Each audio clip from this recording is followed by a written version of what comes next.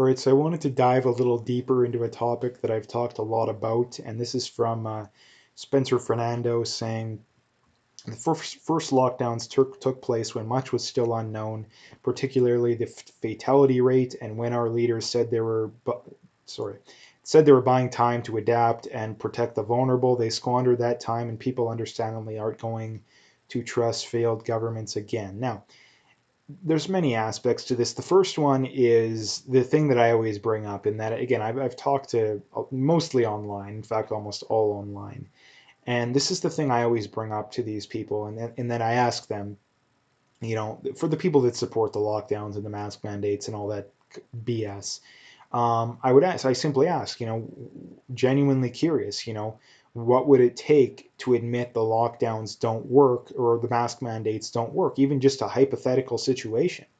And you never get a straight answer out of these people. You never, ever, ever get a straight answer out of these people. I must have done this hundreds of times and I've never gotten, and most of the time they don't even respond.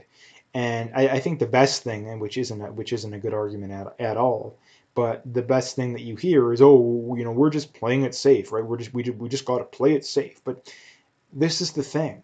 If that was your argument, if that was the way to go, then why in the world weren't we playing it more safe from the start? Like from the start, we didn't close the borders, right? You were called a racist if you wanted to close the borders, even though looking back on it, that would have been one of the most effective strategies at preventing against this kind of stuff, right? That would have been one of the most effective strategies. Another thing, we were told not to wear masks, right? We're told not to wear masks, right? And the people who wore them back then were considered kind of weird, even to some degree in North America. So again, like if, and again, we did lock down, but it didn't do anything, right? The lockdowns didn't do anything. So if the solution is to play it safe, then why weren't we playing it safe from the start? Right? Why weren't we playing it safe from the start?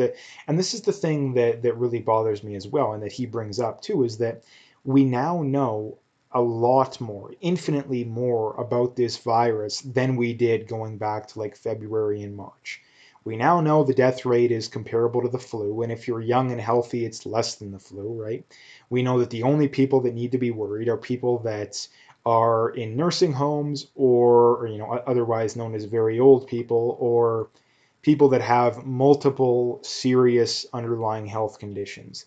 That is a small percentage of the population. So if we want to play it safe, then why in the world are we not directing our policies on this, um, directing them towards the people that are actually at risk? Like, why in the world are we not doing it? Now, again, like I always bring up and have to bring up on this, the argument you always get coming back at that is, oh, well, if you give young and healthy people, or let's just say most people, because the vast majority of people don't have anything to worry about when it comes to this, they're going to spread it to the at-risk people and they're all going to die, right? That's the doomsday scenario you always get. Well, here's the thing.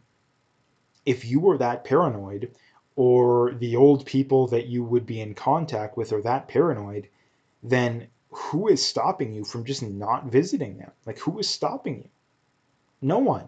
And this is the thing I really can't stand about these people. And I think the reason that they're wrong is that their their worldview is basically the average person is too stupid. Not a, and here's the thing, saying too stupid is anything an understatement, right? If anything, that's an understatement. So going back to it, the average person is too stupid to decide for themselves what is best when it comes to this situation. And here's the other thing too, is that anybody with a functioning brain should be able to, anybody who is even a mildly functioning adult human being should be able to decide for themselves what is the best way to go about this whole situation. The problem with the doomsday crowd and with the left in general is that they genuinely believe that the average person is too stupid to decide for themselves what is best, which is another reason why you shouldn't trust their opinions, because they have these very strong opinions that we should be locked down, infinitum. But on the flip side, they think that the average person's too stupid to decide for themselves what to do. So again, it's just glaringly contradictory worldviews that, again, I don't know why more people aren't talking about this. Like, how can you have such a glaringly contradictory worldview and not have more people calling you out on it, right? I don't understand. And now again, the reason why is that the world is about as anti-rational as one can possibly be. Like, critical thinking is something that's a pastime. It doesn't even exist these days for the vast majority of people.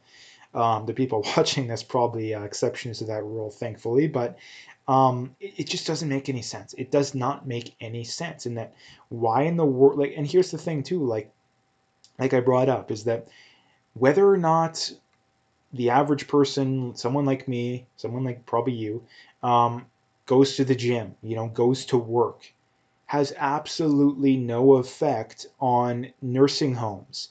The restrictions that would save people in nursing homes, they are affected none whatsoever, whether or not I go to the gym, whether or not I go to work. It has no effect at all. None whatsoever. Zilch. Right now, again, they would say, oh, you're more likely to catch the virus, and then you're more likely. No, that's not how it works. Now, technically, you are a little bit more, but again, asymptomatic spread, incredibly rare. And if you're that paranoid when it comes to the whole nursing home situation, simply don't allow face-to-face contact. Then it's not complicated. If there's no face-to-face contact, you're not going to spread it, right? You're not going to spread it. Or simply allow people to get tested, and if they test negative, then they can go visit their elderly relatives, right? So again, the solutions when it comes to this kind of stuff, it's incredibly simple, right? The vast majority of people should be going about their day-to-day lives almost, there should be almost zero difference between how we are living now and how we were living a year ago. There should be absolutely zero difference. Maybe slightly. And again, you take the Sweden example. Sweden is close to the perfect way of handling. It's the only thing Sweden screwed up on. People think that Sweden screwed everything up, which is completely untrue. The only thing that Sweden got wrong is the whole nursing homes thing. That's the only thing that they got wrong, which is the same as what everyone got wrong pretty much. If Sweden, or if anywhere, would have just simply placed these restrictions on nursing homes, allowed everybody else to go about their day-to-day lives.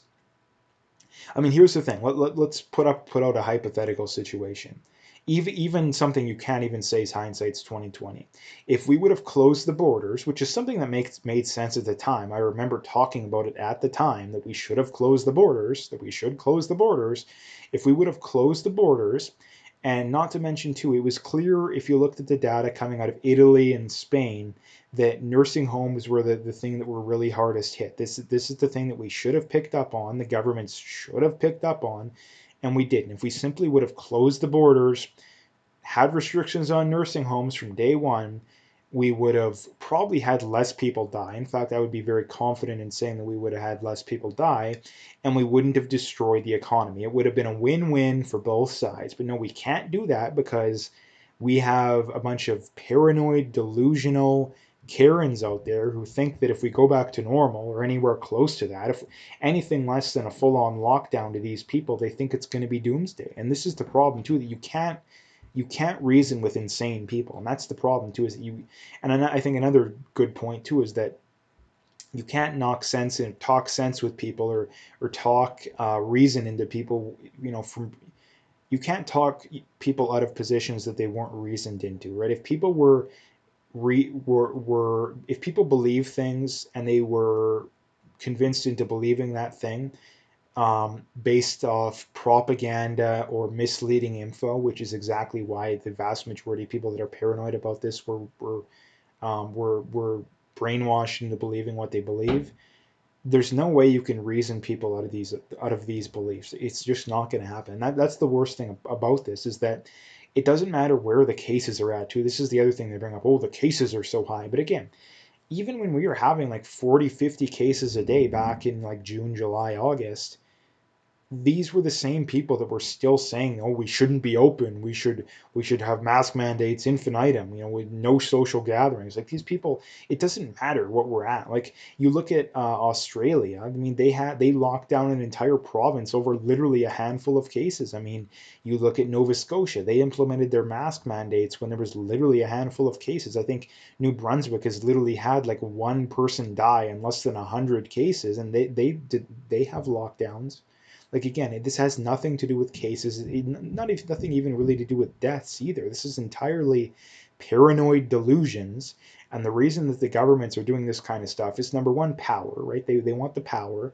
I don't care which side of the aisle they're on. It doesn't matter. They're both bad when it comes to this situation. And number two, they know that if they reopen, the paranoid tinfoil hat doomsday Karens are going to freak the F out on them, right? They are going to freak the F out on them.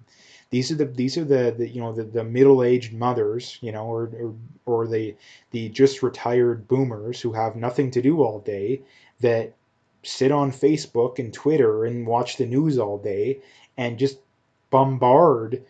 I mean, go look at Jason Kenney or Hinshaw's Twitter comments, right? That's all these people do, is they just sit there and bombard it all day, every day, right?